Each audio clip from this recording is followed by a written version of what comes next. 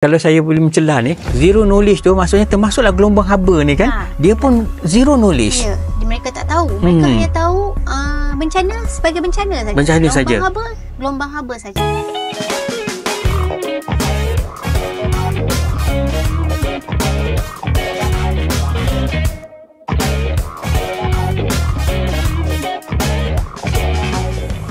Assalamualaikum warahmatullahi wabarakatuh dan selamat sejahtera para penonton. Bersua kembali dalam podcast Cetusan Idea, episod ketiga. Episod ketiga ini melibatkan ahli penyelidik dalam kluster penyelidikan sumber lestari, alam sekitar dan kehidupan pintar UKM. Bersama-sama kita kali ini panel jemputan Geospatialist Dr. Nur Fasharina Muhammad, merupakan ahli kumpulan jaringan penyelidikan Malaysia untuk iklim, alam sekitar dan pembangunan My Climate UKM, dan merupakan Ketua Pusat Kajian Bencana Asia Tenggara Institut Alam Sekitar dan Pembangunan Lestari UKM.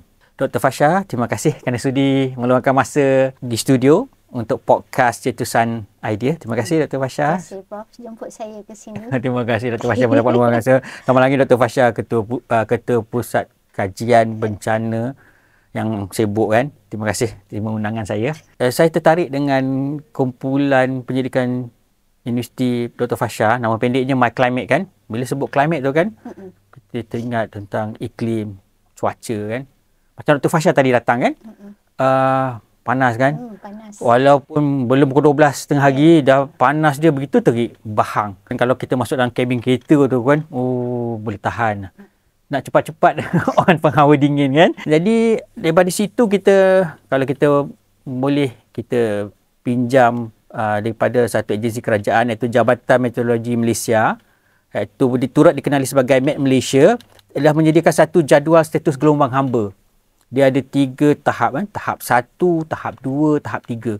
Kalau tahap 1 tu merujuk kepada bermaksud berjaga-jaga. Kenapa berjaga-jaga? Sebab suhu ketika itu adalah pada julat 35 darjah Celsius hingga 37 darjah Celsius, yang mana kita kena perlu jaga-jaga. Manakala tahap 2 adalah wujudnya gelombang haba pada julat suhu 30 darjah Celsius hingga 40 darjah Celsius, dan tahap ketiga pula kalau Met Malaysia menyatakan bahawa itu kecemasan sebab melebihi 40 darjah Celsius. Izinkan saya petik satu contoh. 2 kawasan di Malaysia berada pada tahap 2, iaitu di Perlis dan Hulu Perak, mana julat suhunya 30 darjah Celsius hingga 40 darjah Celsius untuk 3 hari berturut-turut. Jadi itu nak tanya dengan Dr. Fasha ni. Dr. Fasha, kenapa fenomena ini berlaku di Malaysia dan pada masa kini? Terima kasih Prof. Pertama sekali sebelum saya menjawab soalan Prof, saya nak ucapkan terima kasih lagi sekali lah kerana sudi menjemput saya ke pentas ini untuk saya share sedikit saya punya insight dengan Prof, dan juga mungkin kerja-kerja pendidikan yang saya jalankan sesuai dengan keadaan situasi masa kini. So berbalik kepada soalan Prof tu tadi, kenapa fenomena ni berlaku, saya boleh katakan ia mungkin disebabkan oleh kesan daripada perubahan iklim. Kenapa saya kata kesan perubahan iklim? Kerana bila kita bercakap berkenaan dengan gelombang haba ataupun cuaca yang panas, lazimnya kita kaitkan dengan fenomena El Nino. So fenomena El Nino ni kita selalu dengar lah dekat media sosial kan. Betul. Dekat TV. Jabatan Meteorologi Malaysia ada share dia punya poster-poster. Betul. Apa itu El Nino, apa kesan El Nino dekat kawasan tropika dan sebagainya. Tapi keadaan El Nino ni adalah sebenarnya dia satu kitaran semula jadi bumi. Untuk stabilkan bumi, dia ada kitaran semula jadi. So dia adalah normal lah kitaran semula jadi bumi. Namun yang kesan daripada fenomena El Nino ni yang menyebabkan dia panas yang melampau dan membahang adalah disebabkan perubahan iklim. Bila berlakunya perubahan iklim, ada situasi cuaca ekstrim macam keadaan cuaca yang panas ni, hujan yang berterusan, hujan lebat yang berterusan, penurunan suhu pada sesetengah kawasan dekat Malaysia ni telah merubah kitaran semula jadi tu. So bila berlakunya fenomena El Nino ni, keadaan keadaan Malaysia, dia adalah fenomena global sebenarnya. So global dan Malaysia berada pada cuaca panas dan kering lah. Tapi disebabkan impak perubahan iklim, panas tu menjadi melampau.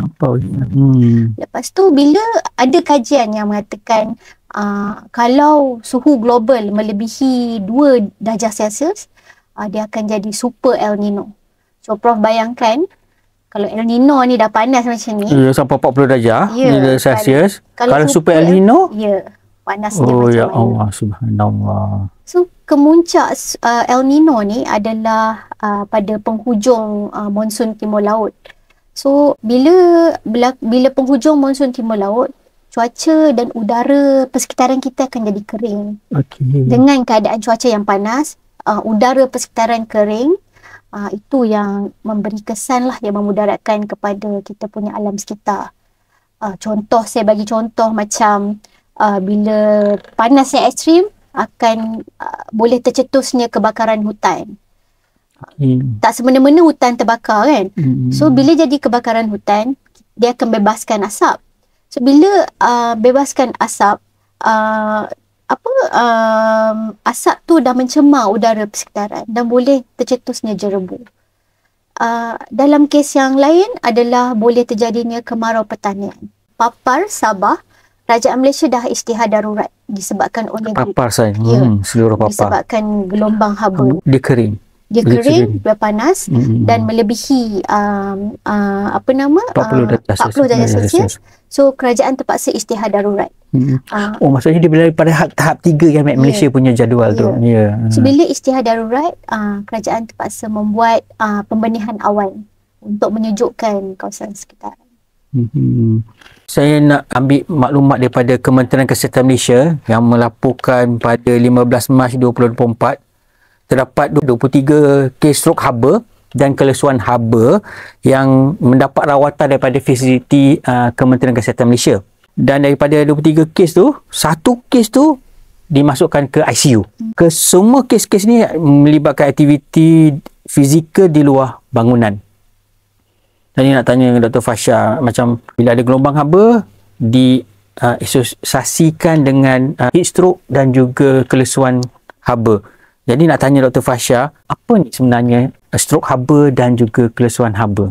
Bila kita menjalankan aktiviti di luar ataupun aktiviti di bawah kawasan panas terik, bayangkan tadi saya jalan pun di bawah susu galur berbumbung tu pun masih Anjung tu panas, kan? Betul, bahang. Tentunya dia akan memudaratkan kesihatan lah. Seperti yang Prof cakap tadi, kelesuan haba dan juga stroke haba. Kelesuan haba ni, kalau dalam bahasa Inggeris dia kita panggil heat exhaustion. Stroke haba adalah heat stroke lah, kita tahu kan. Term kelesuan haba ni jarang sikit kita dengar kan. Sebenarnya kelesuan haba ni taklah seserius stroke haba. Dia berlaku pada suhu antara 37 darjah Celsius hingga 40 darjah Celsius. Suhu badan antara 37 hingga 40 darjah Celsius. Macam demam lah ya. Dia rasa macam demam. Tapi dia tak menjejaskan fungsi otak kita. Dia hanya sekadar badan panas. Tu. Dan kita akan rasa lemah, tak larat, loya, pening dan sebagainya. Bila kita terkena kelesuan haba ni, badan kita akan merembeskan peluh yang banyak lah. Panas kan. Tapi cara kita nak elakkan daripada berlakunya kelesuan haba ni adalah dengan itulah minum cecair yang banyak, elakkan kafein, alkohol dan berpakaian nipis, pakaian yang cerah. Itu kelesuan haba kita boleh elakkan. Stroke haba pula dia berlainan. Dia terjadi bila suhu badan ni melebihi 40 darjah Celsius. So dah nama pun stroke, tentunya dia menjejaskan fungsi otak kita. So bila berlakunya stroke, dia akan menjejaskan fungsi otak. Lepas tu dia akan efek kita punya mental dan percakapan. Tapi dia tak berpeluh. Dia tak berpeluh. Itu beza dengan kelesuan haba. Kelesuan haba kita berpeluh, itu menunjukkan kelesuan haba. Kalau heat stroke, dia tak berpeluh. Dan worst case scenario, heat stroke memang boleh membawa maut lah. Sebab itulah bila ada kes-kes pesakit terkena heat stroke, ada yang duduk dekat ICU kan, pantau betul. Satu kes berlaku di Langkawi, di Hospital Sultanah Malihah di Langkawi. Jadi nak tanya Dr. Fasha ni, okey, betul, gelombang haba ni memberi risiko kepada kita semua. Heat stroke ni ada tak memberi risiko yang tinggi kepada kumpulan-kumpulan atau golongan-golongan tertentu? Keadaan gelombang haba ni ataupun cuaca yang sangat panas yang melampau ni, dia tentunya memberi impak kepada kita semua. Tapi ada golongan-golongan tertentu yang akan lebih berisiko berbanding kita. Macam golongan kanak-kanak, golongan warga emas, dan juga pesakit kronik. Pesakit kronik ni atau term lain dia adalah komorbid. So kanak-kanak ni risiko dia lebih tinggi berbanding dewasa sebab dia punya tingkah laku, ciri-ciri, fiziologi dia memang menyebabkan diri dia tu berisiko untuk terhadap gelombang haba ni lah. So dia ada keupayaan untuk menyerap haba melebihi dewasa kalau haba persekitaran tu melebihi suhu badan dia. And then dia tak output dejutan jantung dia pun tidak dapat dikawal. Itu kanak-kanak. Kalau warga emas kan, warga emas pun dia sama juga macam kanak-kanak, tapi warga emas ni dia disebabkan dia punya keadaan dah uzur dan kurang kecerdasan upaya badan, dan mereka juga kurang berpeluh berbanding dengan kanak-kanak kan. Mereka lebih cenderung menghadapi dehidrasi lah, dan ada kes-kes tertentu mereka boleh menghadapi masalah degeneratif yang mana dia akan ada problem dengan pertuturan, pendengaran dan sebagainya.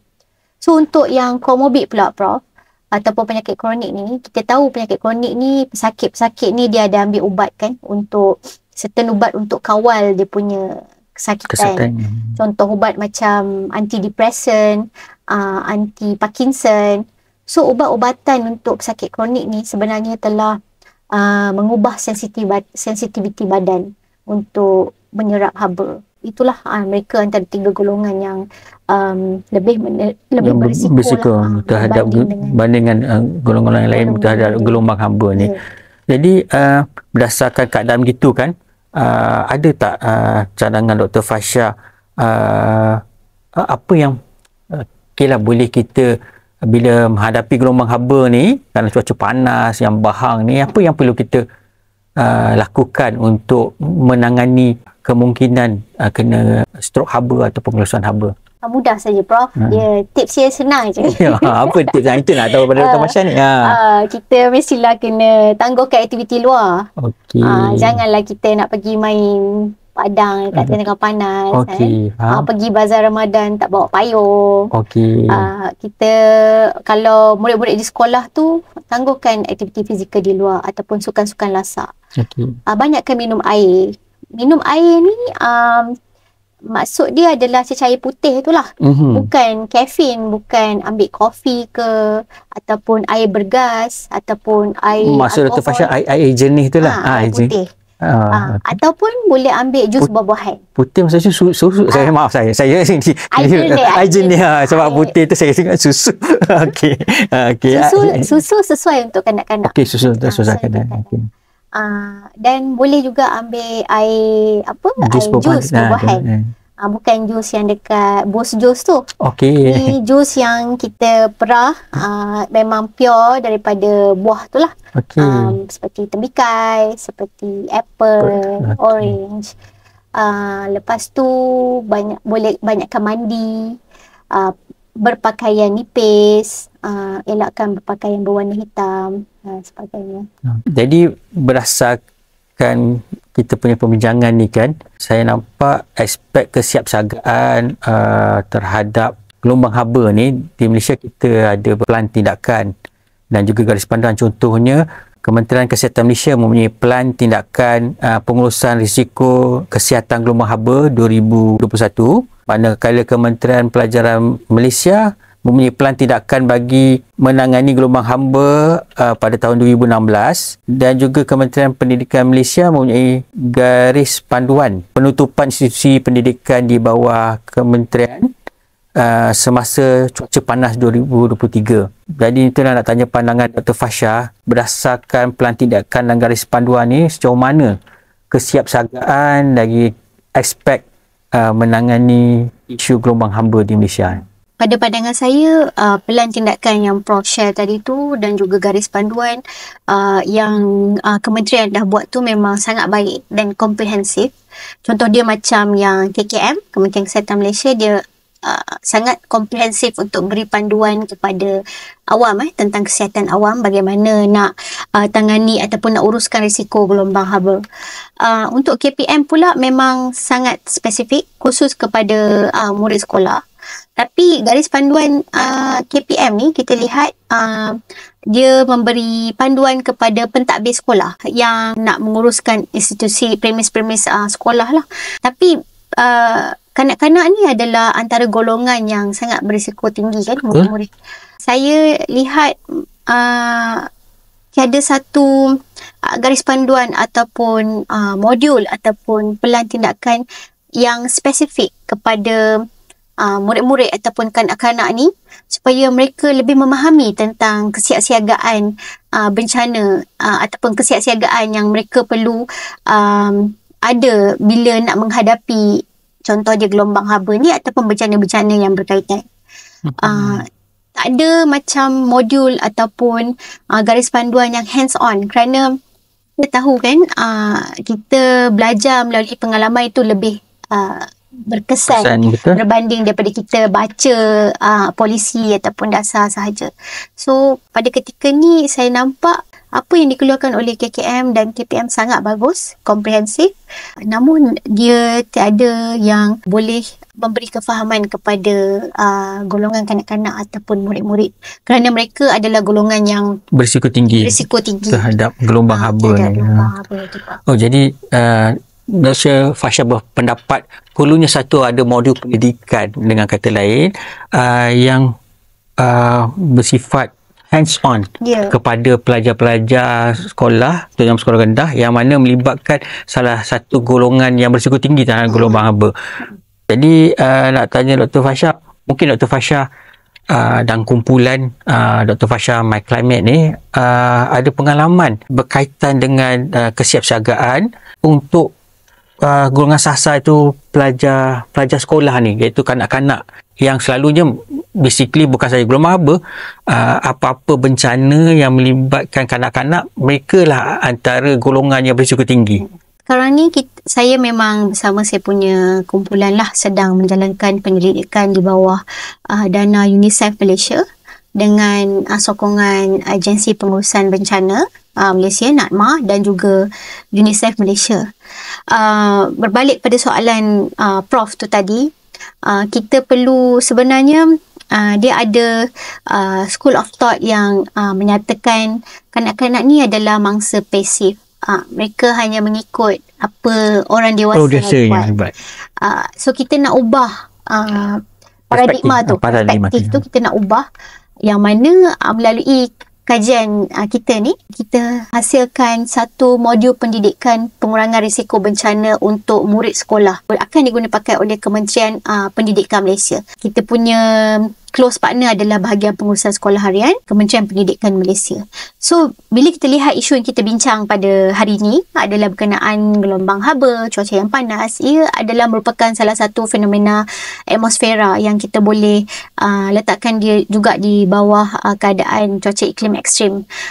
Dan tentunya bila berlakunya keadaan iklim ekstrim ni akan ada macam cascading hazard yang berlaku. Contoh dia akan cetuskan bencana-bencana yang lain. So modul kesiapsiagaan bencana untuk murid-murid adalah sangat penting untuk beri pendedahan kepada mereka apa yang mereka perlu buat. Dan bukan sekadar memberi pendedahan macam teori, tapi kita bagi hands-on activity. Kita bagi mereka belajar melalui pengalaman. Kita supaya mereka boleh balik dan sebarkan maklumat kepada isi rumah mereka, kepada ibu bapa mereka, adik-beradik mereka. So kalau saya boleh ceritalah dekat Prof. Memang nak tahu pengalaman kumpulan Dr. Fasha ni. Macam mana? Saya boleh cerita kat Prof yang macam mana tercetusnya idea untuk pembangunan modul DRR ni. Kita panggil pengurangan risiko bencana ni, nama singkatan dia DRR. Pada murid sekolah ni adalah sebenarnya dia adalah salah satu milestone di dalam projek UNICEF yang mana kita perlu jalankan satu aktiviti ataupun program dekat murid-murid sekolah, program pengurangan risiko bencana lah untuk membina daya tahan murid-murid sekolah terhadap bencana. Jadinya saya pergi ke Kementerian Pendidikan Malaysia untuk membuat permohonan lah nak masuk ke sekolah kan. Betul. Masuk KPM memang kita melalui ada beberapa proses tapisan untuk kebenaran. Bila saya pergi ke KPM, mereka lihat saya punya surat, mereka cakap boleh bagi kelulusan masuk ke sekolah. Masa tu Sekolah Kebangsaan Janda Baik, saya punya case tadi disebabkan banjir. Tetapi pihak UKM kena datang bentang dekat mereka apa yang kita akan buat. Jadinya bila saya bentang dekat pengarah bahagian pengurusan sekolah harian, mereka dah tertarik dengan apa yang kita buat ni dan mereka rasa sangat penting untuk pendidikan DRR ini kepada murid-murid sekolah. Di situlah tercetusnya bagaimana modul ni. So dalam modul pendidikan DRR ni dia ada empat yang kita fokus. Modul kecil yang pertama adalah nota bencana, yang mana dia adalah memberi maklumat berkenaan asas-asas konsep bencana. Apa beza bencana dengan bahaya, apa maksud risiko, bagaimana contoh risiko, fenomena atmosfera macam jerebu dan sebagainya ni terletak pada kelas jenis bencana yang macam mana, geologi ke, iklim ke, teknologi ke dan sebagainya. Itu yang modul yang pertama. Modul yang kedua, ketiga, keempat adalah modul aktiviti hands-on mengikut peringkat umur, rendah, sederhana dan juga tinggi. Yang mana saya bagi contoh lah dekat Prof kan, untuk modul yang tinggi ni. Modul yang tinggi ni kita target pelajar tahun 6, yang mana mereka akan membuat pemetaan risiko sekolah. Mereka sendiri. Buat pemetaan risiko sekolah. Sekolah. Okay, budak darjah 6. Ya, budak darjah 6. Dan saya, kumpulan pendidikan saya dah buat pilot test di Sekolah Kebangsaan Janda Baik dan juga Sekolah Kebangsaan Kundasang. Dr. Fasha ada dua sekolah. Okey. Satu di Borneo, satu di Semenanjung. Okey.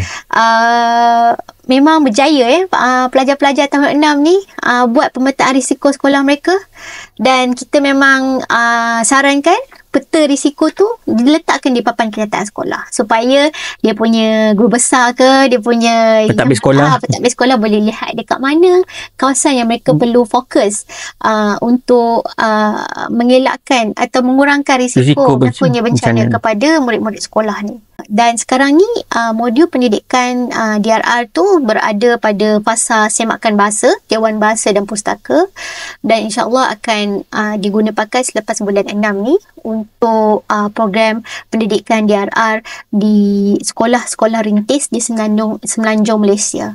So kita dah ada pilihan lah beberapa sekolah rintis untuk fasa yang pertama ni kita jalankan program tersebut.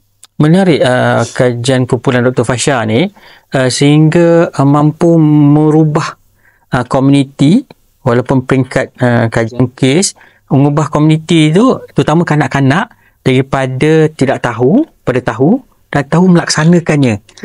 Dan boleh membantu pengurusan sekolah, pentadbir sekolah untuk isu-isu berkaitan kesiapsiagaan bencana ni. Tahniah kumpulan Dr. Fasha. Tapi saya nampak satu boleh ke arah kepada inovasi sosial. Ya, betul. Betul, Prof. Saya dan kumpulan memang sangat rasa teruja sebab masa mula-mula kita pergi ke sekolah pilot case kita ni, kebanyakan mereka ada zero knowledge berkenaan bencana. Tapi bila selepas kita jalankan program, masa di akhir program kita buat refleksi, mereka dah tahu dah dalam beg siaga kena ada apa. Kalau saya boleh mencelah ni, maksudnya zero knowledge tu maksudnya termasuklah gelombang haba ni kan. Dia pun zero knowledge. Ya, mereka tak tahu. Mereka hanya tahu bencana sebagai bencana saja. Bencana saja. Gelombang haba saja. Mereka tak tahu apa beza bencana dengan bahaya. Dia tidak nampak melihat secara holistik. Tapi alhamdulillah dengan modul ni dapat pelajar tu, murid sekolah terutama dengan kanak-kanak ni, dia dapat melihat secara holistik tentang bencana tu secara keseluruhan, bukan sedikit pecah-pecahan saja kan. Betul. InsyaAllah kami berharaplah modul ni dapat membantu sektor pendidikan kita selepas kita berjaya selesaikan sekolah-sekolah rintis pada tahun ini. Mungkin kumpulan Dr. Fasha ada perancangan ke hadapan selepas dah ada modul ni complete, sebab rasanya masuk pasal segi formatting bahasa apa semua kan, Dewan Bahasa dan Pustaka. Apa next? Apa next Prof? Mungkin selepas ni bila kita dah berjaya gunakan modul ni pada fasa ini dan kita buat di sekolah-sekolah rintis di Semenanjung Malaysia dahulu, kita akan dapat maklum malas lah daripada guru-guru dan pelajar yang telah menjalankan aktiviti, dan mungkin kita akan tambah baiklah modul kita, kerana Prof sendiri tahu yang untuk kita penetrate KPM untuk memberi pandangan supaya mereka mengubah silibus untuk masukkan silibus pengurangan risiko bencana ni agak sukar. Kita tak boleh nak shake mereka. Tapi kita boleh cadangkan melalui program sebegini. So kami berharap mungkin selepas inilah kita punya way forward adalah kandungan-kandungan modul ni dapat diambil ataupun guna pakai oleh guru-guru yang lesson yang spesifik, yang macam guru bahasa, guru sains. Dengan kata lain dari segi approach dari merentas kurikulum. Merentas kurikulum supaya mereka boleh menggunakan konten ni juga untuk mengajar masa dalam kelas. Kalau kita tak dapat nak terapkan modul pendidikan ni dalam silibus, tak apa, kita boleh ekstrak maklumat daripada modul ni untuk diterapkan di dalam pengajaran, merentas kurikulum. Kerana di dalam modul ni bukan sekadar kita buat nota bencana dan modul aktiviti sahaja. Dalam modul ni kita ada beri panduan. Jika dia guru sains, apa idea yang dia boleh ambil daripada modul ni untuk dia beri pendedahan kepada pelajar. Contoh dia bagaimana gelombang haba ni boleh berlaku, fenomena gelombang haba ni disebabkan oleh apa, gelombang haba ni adalah fenomena apa, berada di bawah bencana apa jika tercetusnya bencana. Menarik. Murni betul kumpulan Dr. Fasha. Untuk ini memberi manfaat pada masyarakat, bukan masyarakat kumpulan tertentu tapi throughout Malaysia. Terima kasih pada Dr. Fasha. Memandangkan masa mencuburi kita, saya ucapkan ribuan terima kasih pada Dr. Fasha kerana sudi datang ke studio bersama dengan podcast Cetusan Idea. Dengan itu, kita jumpa lagi episod yang akan datang. Terima kasih.